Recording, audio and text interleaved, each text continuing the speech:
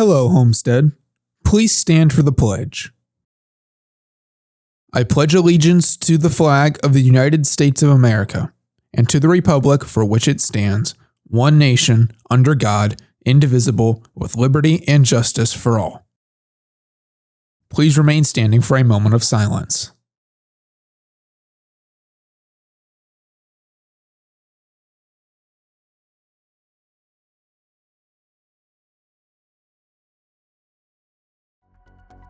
From Homestead Media, this is HHS In-Depth.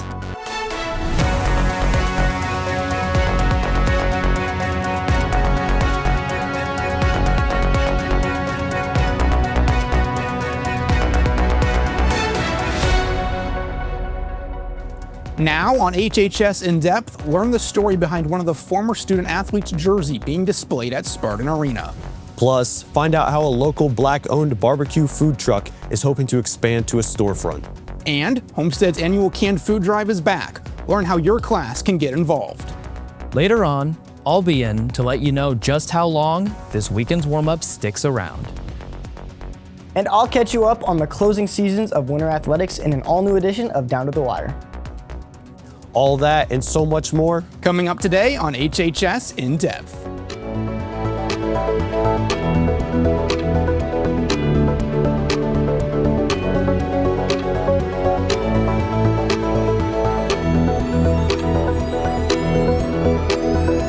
Hello, Homestead. It's Friday, February 27th, and thank you for joining us today on HHS In-Depth. I'm Evan Wallet. And I'm Braxton Hall, and Evan, it's hard to believe, but we're already at the end of February. This second semester is just flying by. Yeah, that means winter sports have almost wrapped up, and spring sports are in store right around the corner for us. Speaking of sports, here at Homestead, athletics are a major source of pride. With recent renovations to the school, several updates have been made, including the new Spartan Arena. Just outside the arena, trophies and jerseys line the walls, honoring the school's athletic history. Reporter Bella Cook has the story behind the significance for one of these displays. When you walk past the Spartan Arena, it's hard not to notice all of the trophies, the TV display, and the rows of jerseys. But if you're anything like me, you may wonder what these jerseys are and what they represent. One jersey in particular tells a meaningful story. The jersey out in the hallway is kind of unique because it represents people who are part of the Indiana All-Star team, which is a great honor to be a part of that and to represent not only yourself but Homestead on a bigger stage. And so my jersey's out there, and so is Carissa McLaughlin's. We played together. Madison Parker played at Homestead from 2013 to 2017, helping lead one of the most historic girls basketball teams in school history. She played alongside 2017 Indy star Miss Basketball Carissa McLaughlin and Indiana All-Star Sydney Graber.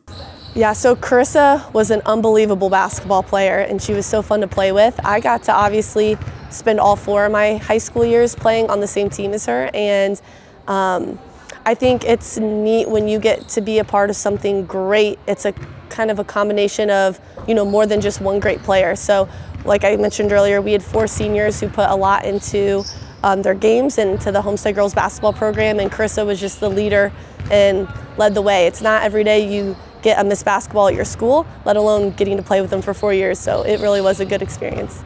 Parker went on to play at Bowling Green, and today she continues her basketball journey by coaching alongside her father, the same coach she once played for. It's really cool. My dad took over the girls basketball program about 25 years ago, so I was like 2 years old, and I grew up watching him coach. So I was a little kid running around this gym with basketball, and the next thing you know, I was playing for him, and now I'm back coaching with him. So that full circle moment for us has been really unique for us now to talk about basketball on the coaching side of things. But more than that, I think I've really enjoyed giving back to a school and a community that gave so much to me. Behind every jersey is a story, and for Madison Parker, her basketball journey continues to inspire Spartans. Bella Cook, HHS In-Depth. Thanks, Bella, for the story. And now we go beyond Homestead. In international news, on Sunday, the United States men's hockey team defeated Canada in the gold medal game of the Milan Cortina Winter Olympics. After the Americans took an early 1-0 lead 6 minutes into the game, the Canadians struck back in the second period to even things up. The game finished 1-1 in regulation before Jack Hughes scored the game-winning goal for Team USA 1 minute and 41 seconds into the 3-on-3 overtime period. It was the first gold medal for the men of Team USA since the famed 1980 Miracle on Ice, and their third gold medal overall. The victory marked the first time that the American men and women won hockey gold in the same Olympics, as earlier in the week, the ladies earned their own 2-1 overtime gold medal victory against the Canadians. In other news, on Tuesday, President Donald Trump held the annual State of the Union address in front of a joint session of Congress in the House chambers. The president attempted to push the message of his administration's success in bolstering the economy and limiting illegal southern border crossings in the first year of his second term. The president also laid out the White House's plan for the coming year, which includes continuing many of the current deportation efforts and a firm stance on tariff policy in light of last week's Supreme Court ruling, which limited the president's power on the matter. It was the longest State of the Union in history at a time of 1 hour, 48 minutes, and the speech was considered by many to be a launching point for Republican messaging in the lead up to this fall's midterm elections. More than 70 congressional Democrats boycotted the event, and their party's post-speech response was given by newly elected Virginia Governor Abigail Spanberger, as they too begin their midterm election messaging. Stick around, more HHS In-Depth is coming up next.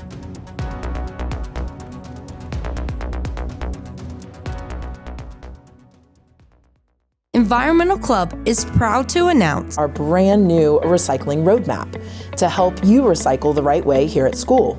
With brand new things you are able to recycle, so now you should recycle in addition to clean paper and cardstock, clean plastic, clean glass, and clean aluminum. Things you shouldn't recycle include gum, Kleenex, any caps and lids, or anything with food scraps. It's simple. Clean it, sort it, recycle it right. Follow the recycling roadmap and keep our planet shining bright.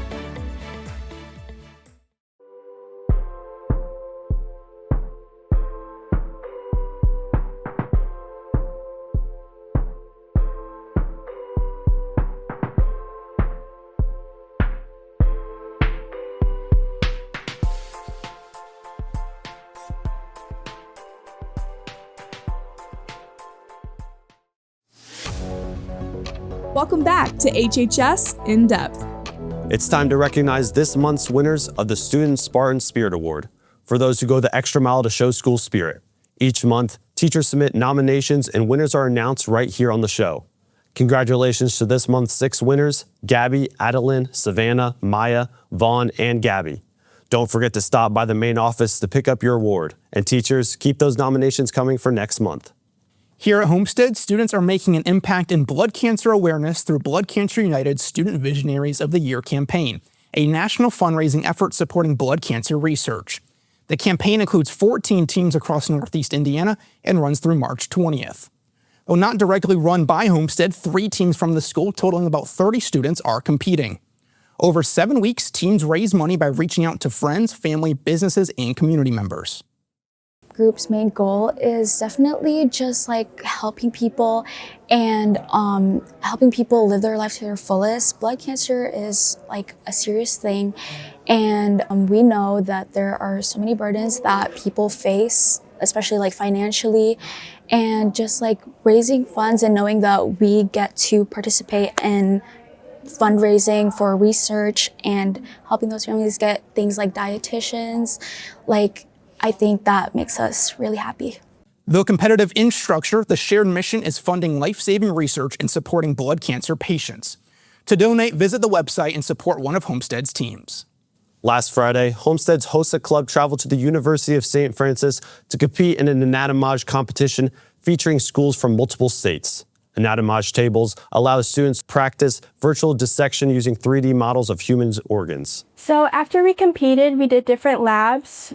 We did a microbiome lab. We learned how to make sutures in pigs' feet. We saw some cadavers, and we also got to hold a human heart and human brain, which is really cool. The team of Avery Tudor, Madison Tucker, Dylan Ott, and Tejas Naya Harker placed in the top 10. Congratulations to all who competed. Key Club's annual canned food drive is back, partnering with the National Honor Society to support the Community Harvest Food Bank with prizes for the 5th period classes that donate the most cans. Starting March 2nd and going through March 13th, Key Club is going to be hosting our annual food drive for the Community Harvest Food Bank. How it works is during 5th period, you can turn in cans, and then whatever classroom has the most cans at the end of the week, the time span will get a pizza party and cookies, and then second and third place will either get a pizza party or cookies. Key Club members earn 1 sponsored hour for every 5 cans donated, up to 18 hours, while NHS members earn hours for every 10 cans contributed. If you have any questions, you can contact Mrs. Wiley at the email address shown below. As juniors and seniors turn 18, they gain the opportunity to participate in the country's decision-making process by registering to vote. During lunch last week, an informational booth helped students learn how to get registered and involved. 8 student volunteers worked at the League of Women's Voters to get students prepared to take part in one of the most important parts of democracy, voting. In total, 28 students were able to get registered, and almost 200 students stopped by the booth to learn more. The last day to register to vote before the primary election in May is Monday, April 6th. If you are 18 or will be by that day, be sure to register so you can exercise your civic duty. The Environmental Club's New to You sale is returning this weekend. The annual sale is bringing donated items to the center stage right here in the cafeteria. The sale is Environmental Club's once-a-year fundraiser that speaks to our mission and vision. We want to give unwanted materials a second chance at life, which ultimately reduces the landfill stream while providing greatly needed funds for supporting the Environmental Center. This is our 13th year doing the sale, and we're excited about this opportunity to have both Saturday and Sunday, where historically we've only had a one-day sale. We love getting to see the community get involved, come out and shop our sale and support our cause. To check out this sale, come in through door 1 on Saturday or Sunday and go straight to the cafeteria to find your new favorite purchase.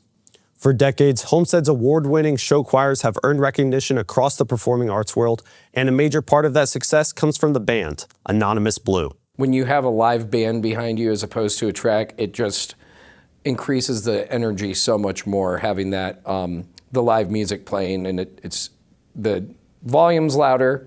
You can mess with the blend and balance a lot more and with the dynamics. Anonymous Blue is known across the country, honestly, as one of the best show choir bands. We win multiple Best Band Awards every year, and I would put us probably in the top 5 of bands around the country. To see the show choirs and Anonymous Blue perform in person, you'll want to head to Huntington North tomorrow. For Women's History Month in March, Homestead's National Organization for Women Club has created posters honoring influential women who hope to advance gender equality. After doing this project in years past, the club decided to bring it back this year. I think we understand how important it is to be represented in the world of education and careers and everything, especially for young girls and everything, to see what they can be in the future and what other women have done before them. Now Club encourages you to look for the posters displayed throughout the grand hallway the entire month of March. Interested in being a unified track partner? There's a call-out meeting today right after school in Mrs. Hoffer's room, B1042. Attendance is required to receive the application. Questions? Email Mrs. Hoffer at the email address shown below.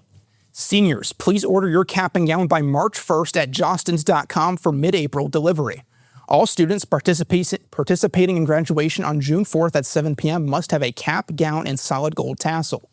Cap, gown, and tassel units are $37. A tassel only is $12. If cost is an issue, please email Mrs. Bay at the email address shown below. If you're looking for a Black History Month event filled with music celebrating an influential Black artist, the Indiana Musical Theater Foundation is hosting a special performance this weekend. Here's reporter Owen Kruger with more.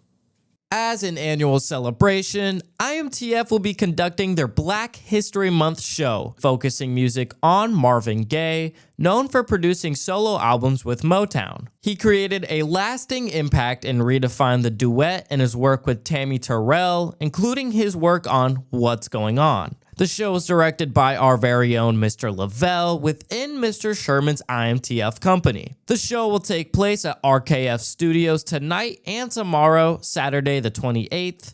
General seating will be $20, while VIP seating will include early entry and reserve seating at $30. Make sure to stop by RKF Studios for their performances later tonight.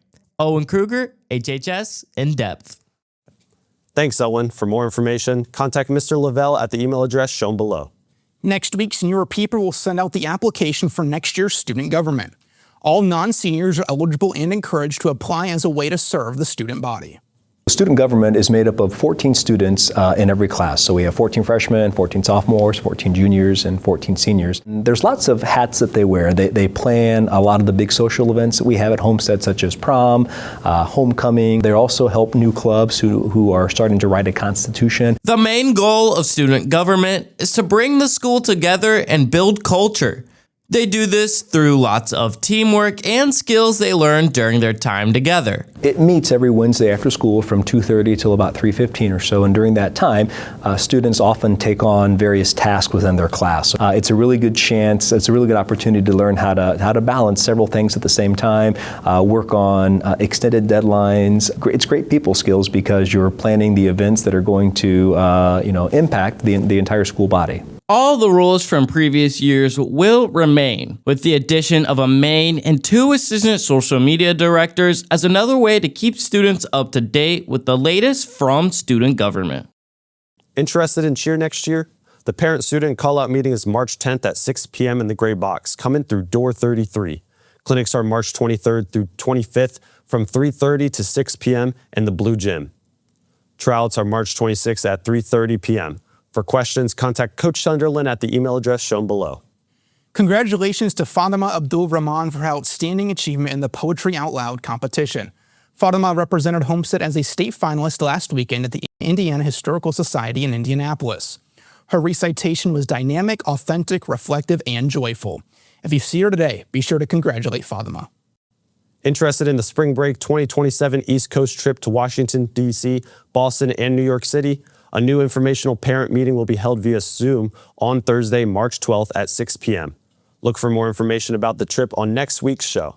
Even though summer is still a few months away, you can already get a taste of it at Jimmy's Barbecue, a local Black-owned food truck with plans to grow into a full restaurant.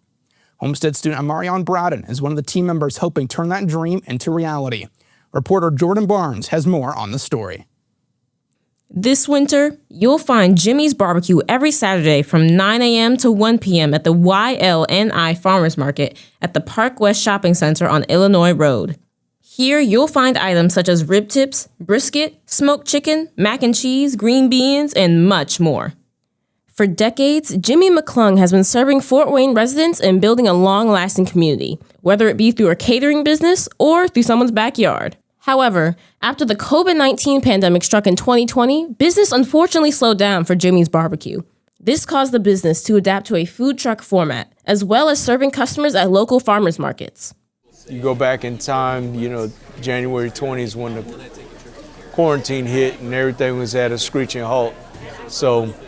But the dream is still there, looking for the right spot and waiting for the right opportunity.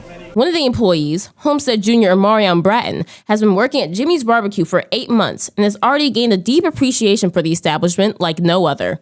It's a very unique experience, but in the best way possible. This is a family-owned, family-ran business, so it's always love. For years, McClung has wanted to run his own brick-and-mortar restaurant. Bratton has been making strides of his own to make that dream come to fruition. I've been watching and Googling different locations, seeing what's plausible and what's able to happen. If you're interested in trying Jimmy's Barbecue, you can find them every Saturday at the Park West Shopping Center until April 25th. And take it from me, the Barnyard Special is really good. Jordan Barnes, HHS In-Depth.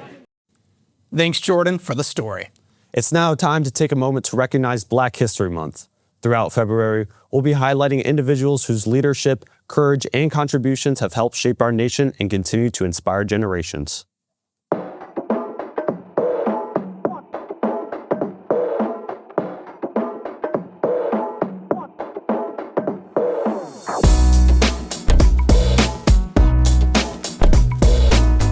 Today, we look over the life of Lee Archer Jr., a famed African-American World War II pilot.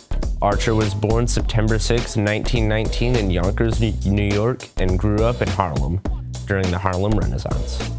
He applied to join the Army Air Corps Academy in 1941, but was rejected due to the color of his skin. But later that year, Congress forced the Army Air Corps to create a segregated unit for African-American pilots, and in 1942, Lee Archer joined the Academy. On July 28, 1943, Lee earned his wings, graduating at the top of his class, and was commissioned as a second lieutenant to the 332nd Fighter Group, famously known as the Tuskegee Airmen. The Tuskegee Airmen were looked down upon due to their race. The program itself was considered an experiment to prove that black pilots had the same potential as the white ones. And the pilots such as Archer showed resounding success, shattering the racist claims that African Americans were not fit to serve as pilots. Lee Archer Jr. proved to be one of the most skilled pilots in the unit, flying a total of 169 combat missions, while the average Army Air Force pilot only flew 50. During his career, Archer flew the famed P-51 Mustang, sporting a famous red tail of the Tuskegee Airmen. And on July 18, 1944, he shot down 3 German Bf-109s, making him one of the only 4 World War II pilots to do this. In his career, he had 5 aerial victories, earning him the title of Ace, a title given to only an estimated 5% of American fighter pilots. Archer has spoken about his experiences, saying he was often looked down on by other pilots due to his race. And more recently, before his death in 2010, he celebrated the progress that the nation had made towards equality and stated that this country can be what it is supposed to be and what it claims to be. Lee Archer Jr.'s fight against racism is not displayed only through words, but through his service to our country in a time when he was looked down upon by those he was fighting for. Casey Kramer, HHS In-Depth. As a part of our Black History Month coverage, we're highlighting individuals whose leadership and impact helped shape our nation. Today, we profile Charles Drew. Charles Drew was a medical researcher, surgeon, and the first African American to be appointed as a medical examiner for the American Board of Surgery. His research and work led to the development of processing and storing plasma in blood banks. Drew became the first African American in the United States to earn a Doctor of Science in Medicine degree. In 1941, Drew became the director of the first American Red Cross blood bank. In that role, he developed blood mobiles for mobile donations. He proved every person had the same type of blood plasma, and thus, transfusions could be administered to anyone regardless of the blood type or race of the donor. The legacy of these pioneers continues to inspire progress today, reminding us that leadership, courage, and perseverance can create a lasting change. Continuing on for this segment of Black History Month. There are many roles inside of schools that help provide a great experience for students. In Fort Wayne Community Schools, we are highlighting 2 individuals who strive to make a difference. After experiencing the loss of her brother, one local officer chose a path dedicated to service, hoping to show young people that even through hardship, there are positive roads to take. What motivated me to pursue a career in law enforcement was the death of my brother in 1993, as I was only 9 years old. The most rewarding about it is the impact I know I'm making, the opportunities to make a difference in people's lives. I love sharing my story reference of what inspired me to become a law enforcement officer, because it helps people recognize, even outside this uniform, I'm human. It helps build trust and hopefully help correct misconceptions of law enforcement officers. Officer Woodson strives to make a difference, not only in the overall community, but within her profession as well. On a professional level, I take deep pride in culture progress. As a Black female law enforcement officer, I see it as transforming a historical male plus white dominant police culture, acting as a bridge to represent future female officers and the Black community by helping foster trust. Another influential person in the community is Akilah Sims, a Fort Wayne basketball legend who played for Snyder, later moving on to IPUI, and then to win a national championship professionally in Finland. She hopes to inspire the younger generation by teaching them their self-importance. I hope that from hearing my story that people can be motivated to be more positive, especially in a world full of negativity. There's a lot of things that go on, but it's all about what you can control and being able to control those things. So you're always in control of your fab, your feelings, your attitude, and your behavior. So I just hope that people know that and see value in themselves and just try to be more positive. These 2 have done so much in and beyond the classroom, creating themselves as role models for younger generations. Emma Newberry, HHS In-Depth.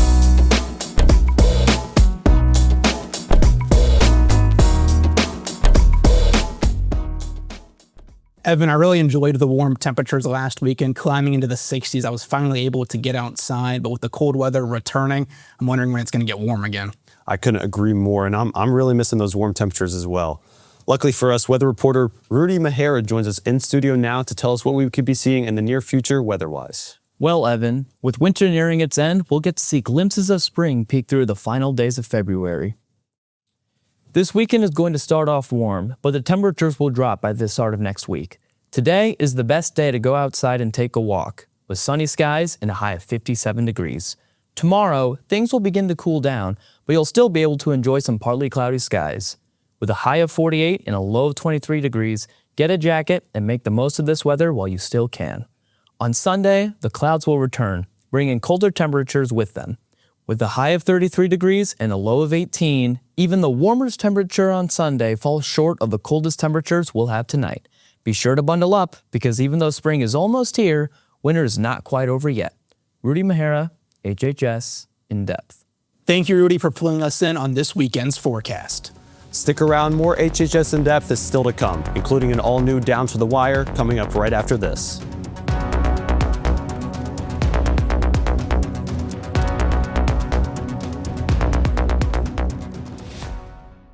Next week, reporter Olivia Butler informs you of some of our teachers who teach their subjects at both Homestead and Woodside.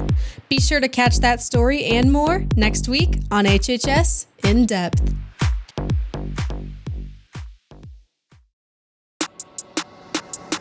Tonight, it's senior night and the regular season finale at Spartan Arena as your Homestead Spartans welcome in the Norwell Knights.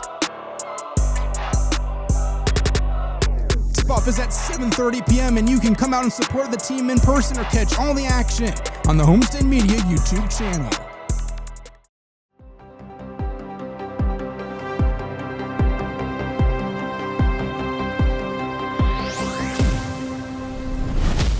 Welcome back to another edition of Down to the Wire. I'm Ian McAllister. And with the weather slowly starting to shift to spring, our winter sports here at Homestead are also slowly coming to a close. To kick things off, the boys basketball team was in action last Friday against their rival, the Carroll Chargers, in an action-packed SAC matchup.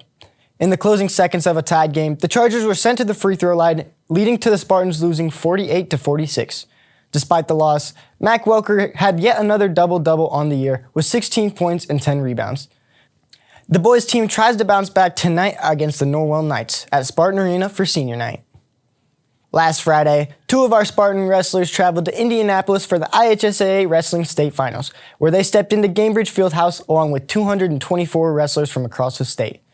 While sophomore Drew Heisler sadly lost Friday night, senior Hunter Douglas managed to make it back to the podium yet again, placing 7th overall in the 138 weight class.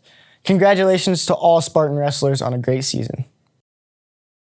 On Monday, the gymnastics team held their senior night and are sending their seniors off with a new school team record as they took down the East Noble Knights. Jillian Krieger led the way for the Spartans, scoring above a 9.5 in all 4 events and finished with an all-around score of 38.6. The gymnastic team starts their postseason with sectionals tomorrow at Concordia. The boys swim team dominated at sectionals at Southside, breaking multiple sectional and school records. 8 different swimmers reached the benchmark time to move them onto state, which is tomorrow at IU Indianapolis' natatorium. Good luck to all swimmers competing. Any boy interested in playing on the Homestead boys golf team needs to attend the call-out meeting on Tuesday, March 3rd at 3:15 in the Gray Box. Tryout schedule, eligibility, and other necessary information will be discussed at the time. Before we go, it's time to reveal today's male and female Spartan Athletes of the Week. Nearly every week we have a show. We will select 2 winners from a current sport, and the winners can pick up their prize from the athletics office. Congratulations to this week's winners. From the boys swim team, Hayden Lynham, and from gymnastics, Jillian Krieger. Last Saturday, Lynham managed to set 3 separate sectional records in the 200 individual medley, the 100 free, and the 200 free relay. Then on Monday, Krieger was the star of the gymnastics team's record-breaking performance, contributing 38.6 points. Congratulations to both of you and all Spartan athletes with big performances over the past week. That'll do it for this edition of Down to the Wire. Good luck to all Homestead athletes in competition this weekend. You can stay up to date with all Homestead sports by following Homestead Athletics on Instagram and Twitter. Evan and Braxton, back to you. Thank you, Eli, and thank you all for watching our show today. Make sure to follow our socials to keep up with the latest news from Homestead Media. We look forward to seeing you again next week for another episode of HHS In-Depth. Enjoy your weekend, Homestead.